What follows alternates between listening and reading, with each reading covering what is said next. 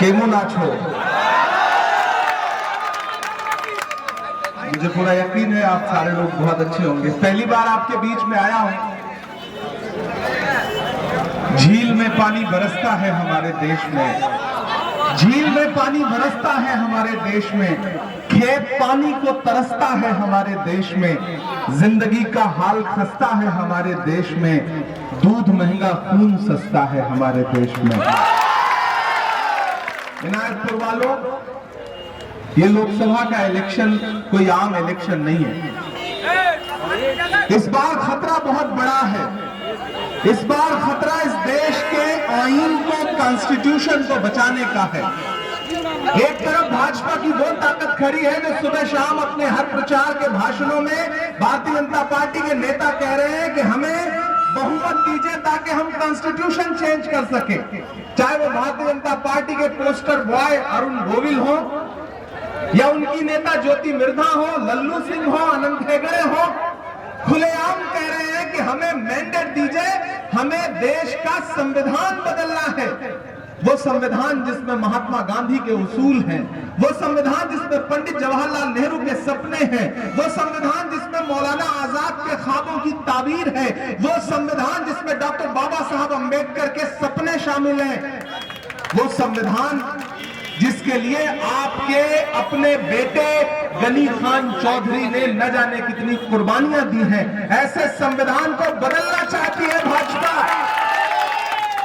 और मालदा में सीधे सीधे जो लड़ाई है वो भाजपा और कांग्रेस की है। यह बात आपको समझनी पड़ेगी कि अगर रत्ती बराबर भी आप बंटते हैं, तकसीम होते हैं, तो तृणमूल को दिया गया एक एक वोट सीधे सीधे भाजपा को फायदा पहुंचाएगा। ये बात आपको, ये बात मैं आपसे कहने आया हूं। यहां हमारे लेफ्ट के साथी खड़े हैं, कांग्रेस पार्टी के जो भी साथी खड़े हैं, और बहुत से ऐसे भी साथी खड़े हैं जो शायद अभी तक मन ना बना पाए हो कि किसको वोट देना है। मैं जानता हूं ये इनायतपुर है और गनी खान साहब से आपका रिश्ता बहुत जज्बाती रहा है। नए कमरों में अब चीजें पुरानी कौन रखता है, परिंदों के लिए शहरों में पानी कौन रखता है, और वो तो हम हैं जो बचाई है विरासत, वरना सलीके से बुजुर्गों की निशानी कौन रखता है। आप लोगों ने अपने लिए लड़ने वाले उस नेता की यादों को संजो करके रखा है। इस मालदा का पूरी दुनिया में कहीं भी अगर कोई जिक्र आता है, मैं दिल्ली रहता हूं, अगर दिल्ली में मालदा के बारे में चर्चा होती है तो मालदा का नाम आते ही जो पहला नाम आता है वो गनी खान चौधरी साहब का है। ये इलेक्शन उनकी विरासत को सहेजने का इलेक्शन है। इसलिए मैं आपसे अपील करने आया हूं कि ईशा साहब आपके अपने हैं, नौजवान हैं, पढ़े लिखे हैं, लड़ने वाले हैं, राहुल गांधी के सिपाही बनकर के देश की पार्लियामेंट में आपके मुद्दों पर लड़ेंगे। ये मैं आपसे वादा करता हूं। इससे गुजारिश कर रहा हूं कि इस इलेक्शन में ये सोच करके घर से निकलिए कि इलेक्शन देश के आईन को और देश की जमहूरियत को बचाने का इलेक्शन है। ये नाली, सड़क, पानी, बिजली का इलेक्शन नहीं है। ये इस मुल्क के संविधान को बचाने का इलेक्शन है। और कांग्रेस पार्टी इस मुल्क में जमहूरियत और आईन को बचाएगी। एक तरफ नरेंद्र मोदी जी खड़े हैं और एक तरफ राहुल गांधी खड़े हैं, जो 4000 किलोमीटर पहले तो कन्याकुमारी से कश्मीर तक पैदल चले। मैं चला हूं उनके साथ, मेरी उम्र भले ही कम है, लेकिन दोस्तों मैंने इन आंखों ने न जाने कितने मंजर देखे हैं। मैं चला हूं राहुल गांधी जी के साथ कन्याकुमारी से कश्मीर तक पैदल। जब मैं चल रहा था तो मीडिया के साथी मुझसे कहते थे कि इमरान साहब आप तो शायर हैं, आप राहुल गांधी के साथ चल रहे हैं, आप क्या कहेंगे। तब मैंने कहा मैं तो शायर हूं, मैं तो एक शेर पढ़ूंगा कि जो हर जालिम से टकराएगी वो आंधी बनाऊंगा, जो हर जालिम से टकराएगी वो आंधी बनाऊंगा, नए अंग्रेज आए हैं नया गांधी बनाऊंगा। वो नया गांधी इस मुल्क में लड़ रहा है जमहूरियत को बचाने के लिए, आईन को बचाने के लिए, कॉन्स्टिट्यूशन को बचाने के लिए। तो मैं आपसे गुजारिश करूंगा कि आने वाले दिनों में जब आप ईवीएम की कतारों में खड़े होंगे, बूथ पर जाएंगे, तो ईशा खान साहब को दिया गया आपका एक एक वोट सिर्फ इनको नहीं मिलेगा, मोहब्बत के उस मसीहा को मिलेगा जिसका नाम राहुल गांधी है। आपका दिया गया एक एक वोट सोनिया गांधी जी को मिलेगा, आपका दिया गया मिलेगा। आपका दिया गया एक एक वोट डॉक्टर बाबा साहब अंबेडकर के सच्चे वारिस मल्लिकार्जुन खड़गे जी को मिलेगा। आपका दिया गया एक एक वोट इमरान प्रतापगढ़ी के ऊपर आपका पर्सनल एहसान होगा। मैं हजारों किलोमीटर का सफर तय करके आपके बीच में आया हूं, आपसे ये गुजारिश करने के लिए इनायतपुर वालों कि इस बार बटिए मत। इस बार अगर आप बटेंगे तो नुकसान होगा, इस बार अगर बटेंगे तो शायद चूक जाएंगे। भारतीय जनता पार्टी चाहती है कि उसे प्रचंड बहुमत मिले ताकि संविधान बदला जाए। मुझे ये शुभा है, मुझे ये शक है कि आने वाले दिनों में इस इलेक्शन के बाद अगर आपने भाजपा की सरकार बनाई फिर से, तो पता नहीं आने वाले दिनों में इलेक्शन होगा या नहीं होगा। अभी नहीं तो कभी नहीं, ये बात याद रखना है आपको। ईशा खान साहब आपके अपने हैं, मैंने कहा ना ये आपकी विरासत को आगे लेकर के बढ़ेंगे। मैंने सुना है यहाँ दीदी लगातार चक्कर लगा रही है, भतीजे साहब भी लगातार चक्कर लगा रहे हैं, और मैंने सुना है वो कह रहे हैं कि अरे तो वोट काट रहे हैं। अरे मेरे भाई, 1980 से जिस विरासत को, जिस मालदा साउथ को, मालदा को सजाते हुए, संवारते हुए, सहेजते हुए जो परिवार लेकर के आज भी चला रहा है, जिसकी नुमाइंदगी आज भी चौधरी परिवार कर रहा है, उसके बारे में मैंने सुना है वो कह रहे हैं कि ये तो वोट काटने वाले लोग हैं। ये आपको भरमाने के लिए आए हैं। किसी झांसे में मत आइएगा, किसी मुगालते में मत आइएगा। वो आपके बीच में आ जाए तो आप उनसे कह दीजिए कि हम जज्बाती लोग हैं, जिससे एक बार रिश्ता जोड़ते हैं उससे आखिरी सांस तक रिश्ता जोड़ के रखते हैं। हम बीच में छोड़ने वाले लोग नहीं हैं, हम धोखा देने वाले लोग नहीं हैं। हमने जिससे एक बार अपनी निस्बत जोड़ी, हमने जिससे एक बार अपना रिश्ता जोड़ा, उस रिश्ते को फिर सांसों की डोर टूटने के बाद ही वो रिश्ता टूटता है। ये बात उनसे कह दीजिए। वो आपके बीच में आए तो उन्हें समझाइए कि आप जाइए कहीं और वोट मांगने। मालदा साउथ का, इनायतपुर का एक एक वोट हाथ के पंजे के सामने वाली बटन पर जाएगा, ये बात उन्हें समझाइए। पिछली बार बटे थे थोड़ा बहुत मालदा के लोग। मैंने इस पिछली बार के इलेक्शन को बहुत करीब से ऑब्जर्व किया है, उसके बारे में सुना है, तो आप सोचो ना कि मार्जिन कहां रह गया था। इस बार उस मार्जिन को कम से कम 10 गुना 15 गुना बढ़ाना है। इसलिए मेरे भाइयों, नौजवान साथियों, बुजुर्गों, और जहां जहां तक मेरी माओ बहनों तक मेरी आवाज जा रही है, मैनिफेस्टो मुझे दीजिएगा। ये जो कांग्रेस पार्टी का मैनिफेस्टो है, इसका नाम है न्याय पत्र। मैं मेंबर ऑफ पार्लियामेंट हूं, राज्यसभा में बैठता हूं। इनके वालिद साहब से वहां मुलाकात होती है। मैं सबसे कम उम्र में इस मैनिफेस्टो जो बना है ना, इस कमेटी का मेंबर भी हूं। जिस कमेटी में पी चिदम्बरम साहब हैं, जिस कमेटी में शशि थरूर है, जिस कमेटी में जयराम रमेश जी हैं, उस कमेटी में आपकी नुमाइंदगी सबसे कम उम्र का होने के बावजूद मैं वहां करता हूं। ये मैनिफेस्टो आपसे कह रहा है कि हम आपको 5 गारंटी दे रहे हैं, 5 न्याय की बात कर रहा है ये मैनिफेस्टो। ये मैनिफेस्टो हिंदू, मुस्लिम, सिख, ईसाई की बात नहीं कर रहा है। भाजपा के लोग आएंगे तो उनसे पूछोगे किस नाम पर वोट मांग रहे हो, तो कहेंगे हिंदू, मुसलमान, मंदिर, मस्जिद। इसके अलावा उनके पास गिनाने के लिए कुछ नहीं है। अगर नरेंद्र मोदी जी से कहा जाए तो 10 साल में किया गया अपना एक काम बता दो, तो काम नहीं गिना पाएंगे। उनके पास मुद्दे नहीं है। उनके जितने नारे थे वो सब झूठे साबित हुए हैं। उन्होंने नारा क्या दिया था, बहुत हुई महंगाई की मार, अब की बार मोदी सरकार। याद है 2014 का नारा? और उस नारे का अंजाम क्या हुआ? गैस सिलेंडर 400 रुपए से 1000 के पार हो गया। आटा, चावल, दूध, दही, पनीर, छाछ, लस्सी क्या नहीं महंगा कर दिया। कफन तक पर जीएसटी लगाती है भाजपा की सरकार, कफन तक पर। हमने जब पार्लियामेंट में भी आवाज उठाई तो एक साथ 146 मेंबर ऑफ पार्लियामेंट सस्पेंड कर दिए गए, हम भी थे उसमें। और जब हम बाहर निकले तो मीडिया के साथियों ने कहा कि इमरान साहब नहीं बोल पाए, आवाज बंद कर दी गई।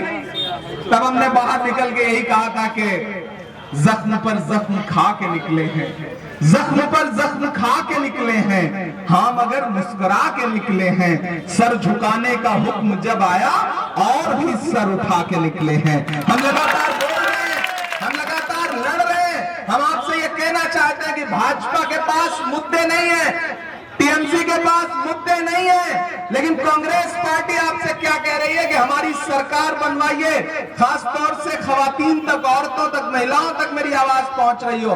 ये मैनिफेस्टो कुछ आपसे कह रहा है, मैं इसीलिए इसको लेके आया हूं। ये मैनिफेस्टो कह रहा है कि जैसे ही सरकार बनेगी, नौजवान साथियों, 30 लाख नौकरियां एक झटके में सरकारी पक्की आपको दी जाएगी। और वो साथी जो डिप्लोमा लेकर के टहल रहे हैं 25 साल तक के नौजवान, उनके लिए 1 लाख रुपए स्टाइपेंड के नाम पर ये मैनिफेस्टो कर रहा है। सबसे बड़ी बात, खवातीनों से, औरतों से, महिलाओं से ये मैनिफेस्टो कह रहा है कि कांग्रेस की सरकार बनी तो डायरेक्ट आपके अकाउंट में, हर गरीब परिवार की जो हेड महिला होगी उसके अकाउंट में डायरेक्ट 1 लाख रुपया ये मैनिफेस्टो देगा। ये वादा कर रहा है मैनिफेस्टो। बाकी लोग आपसे आएंगे, आपको बहकाएंगे। मैंने सुना है यहाँ आकर के कुछ लोग कह रहे हैं कि सीए, एनआरसी, ये वो बहुत सारी चीजें। झांसे में मत आओ मेरे भाई। ये जितने भी कानून, नफरत के कानून भाजपा लेके आती है, ये तभी हटेगा, ये तभी कमजोर पड़ेगा जब केंद्र में कांग्रेस पार्टी की सरकार बनेगी। सरकार बनाओ। इस बार लड़ाई एमपी एमएलए बनाने की नहीं है, दिल्ली में सरकार बनाने की है। लड़ाई सीधे नरेंद्र मोदी वर्सेस राहुल गांधी है। बीच में किसी झांसे में मत आइए। राहुल गांधी आपके मुद्दों पर लड़ने वाला इंसान, आपके लिए मुसलसल हजारों हजार किलोमीटर पैदल चलने वाला इंसान, एक नारा लगाता हुआ कि नफरत छोड़ो, भारत जोड़ो, नफरत के बाजार में मोहब्बत की दुकान खोलनी है। इनायतपुर वालों, मैं आपसे बस आखिर में इतना कहना चाहता हूँ। शायरी भी सुना दूंगा, हाँ शायरी भी सुना दूंगा, हाँ वो भी सुना दूंगा, चाय वाला भी सुना दूंगा, सारे सुना दूंगा। आपका हुक्म है तो मैं कैसे टाल सकता हूँ भला। मैं इनायतपुर वालों आपसे एक बात कहने आया हूँ। गांधी आपके लिए पहले 4000 किलोमीटर चले कन्याकुमारी से कश्मीर, फिर उसके बाद 6500 किलोमीटर बंगाल से भी गुजरे थे, आपके बीच में से चले भारत जोड़ो न्याय यात्रा के लिए। मुझे एक बात पूछनी है इनायतपुर वालों आपसे, अरे आप तो इस बात पर ईमान रखते हो ना कि मजदूर का पसीना सूखने से पहले उसकी मजदूरी उसे दे देनी चाहिए? ईमान रखते हो ना इस बात पर? हम भी रखते हैं, आप भी इस बात पर ईमान रखते हो कि मजदूर का पसीना सूखने से पहले उसको उसकी मजदूरी दे देनी चाहिए। मैंने देखे हैं राहुल गांधी के पैर के छाले, मैंने देखा है राहुल गांधी का बहता हुआ पसीना, वो अभी सूखा नहीं है। मैं इनायतपुर में राहुल गांधी की मजदूरी मांगने के लिए आपके बीच में आया हूं। उन्हें उनके पसीने की मजदूरी दीजिए, और वो मजदूरी होगी कि मालदा साउथ से कांग्रेस पार्टी का कैंडिडेट जिता करके पार्लियामेंट में भेजिए, ताकि जब नरेंद्र मोदी जी की आंख से आंख मिला करके सवाल खड़ा करना हो तो उनके एक बगल में ईशा खान चौधरी खड़े हो, एक बगल में इमरान प्रतापगढ़ी खड़े हो। ये ताकत दीजिए। और मैं आपसे वादा करता हूं, मैं तो ऑलरेडी पार्लियामेंट में हूं, राज्यसभा में हूं, वहां आपके मुद्दों पर लड़ता हूं, बोलता हूं। मैं डरा नहीं, मैं झुका नहीं, कहीं छुप छुपा के खड़ा नहीं। जो डटे हुए हैं महाज पर, मुझे उन सफों में तलाश कर, चाहे मणिपुर के लिए आवाज उठाना हो, चाहे नजीब की मां के लिए आवाज उठाना हो, चाहे जामिया, चाहे अलीगढ़ यूनिवर्सिटी के लिए आवाज उठाना हो, चाहे सुनहरी बाग मस्जिद के लिए आवाज उठाना हो, गूगल पे, यूट्यूब पे इमरान प्रतापगढ़ी सर्च करके देखोगे तो ये पाओगे कि आपका ये छोटा सा भाई पार्लियामेंट में नरेंद्र मोदी जी की आंख से आंख मिला करके बोलता है, बिना डरे हुए, बिना झुके हुए। तो मैं आपसे ये कह रहा हूं कि ईशा खान साहब को जिता करके भेजिए। एक तरफ ये लोकसभा में खड़े होंगे आपके मुद्दों पर लड़ने के लिए, और एक तरफ राज्यसभा में मैं खड़ा रहूंगा आपके मुद्दों पर लड़ने के लिए। एक जिताइए, साथ में एक फ्री पाइए, इससे अच्छा ऑफर क्या हो सकता है? हो सकता है कोई ऑफर? एक के साथ एक फ्री, एक एमपी बना करके भेजिए, दूसरा एमपी फ्री ना मिलेगा। इससे अच्छा ऑफर क्या हो सकता है? नहीं हो सकता ना। तो मुझे पूरा यकीन है कि इस बार जब आप घरों से बाहर निकलिएगा तो बस एक चीज जहन में रहे कि ये लड़ाई बहुत बड़ी है। हमें कुछ नहीं देखना है, हमें बस एक चीज जहन में रखनी है कि राहुल गांधी जो संघर्ष कर रहे हैं, जो फासिज्म के खिलाफ लड़ाई लड़ रहे हैं, जो भाजपा की नफरत वाली राजनीति के खिलाफ लड़ाई लड़ रहे हैं, उस लड़ाई में हमें एक एक वोट राहुल गांधी के लिए कुर्बान करना है, कांग्रेस पार्टी को देना है, आगे जाना है। ज्यादा गुफ्तगू नहीं करूंगा क्योंकि कई जगहों पे अभी बातचीत करनी है, फिर जनसभा के लिए भी पहुंचना है। एक आखिरी बात कह रहा हूं दोस्तों, मैं कांग्रेस पार्टी का स्टार कैंपेनर हूं पूरे देश में। मैं केरल से लेकर के, महाराष्ट्र से लेकर, उत्तराखंड से लेकर, जम्मू कश्मीर से लेकर के पूरे मुल्क में कैंपेन कर रहा हूं। कल दादरा नगर हवेली में रहूंगा, यहां से निकलूंगा तो परसों गुजरात में रहूंगा। एक बात जान लीजिए, मीडिया कुछ भी दिखाए, नरेंद्र मोदी जी अपने भाषणों में कुछ भी बोले, लेकिन सच्चाई यही है कि भारतीय जनता पार्टी की सरकार दिल्ली से जा रही है, जा रही है,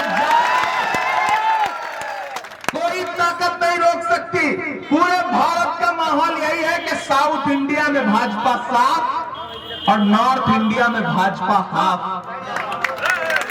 नरेंद्र मोदी भले कह रहे हो कि हमें इतनी सीटें आ रही हैं, बिल्कुल उसी तरह वाला जुमला है जैसे 15 लाख का जुमला था, वैसे उतनी सीट आने वाला जुमला भी जुमला ही है। और जब से 2 फेज का इलेक्शन हुआ है तब से तो उन्होंने वो नंबर गिनाना भी बंद कर दिया। अब कह रहे हैं कि नहीं नहीं ये लोग आएंगे तो देश कैसे आएगा। ये उनकी घबराहट है, ये उनकी बौखलाहट है। 2 फेज के इलेक्शन में भाजपा बौखला गई है और यहां पर मालदा साउथ में सीधे लड़ाई भाजपा वर्सेस कांग्रेस है। झांसे में मत आइएगा, एक भी वोट अगर इधर उधर बांटा आपने, तकसीम किया आपने, तो फायदा सीधे भाजपा को मिलेगा।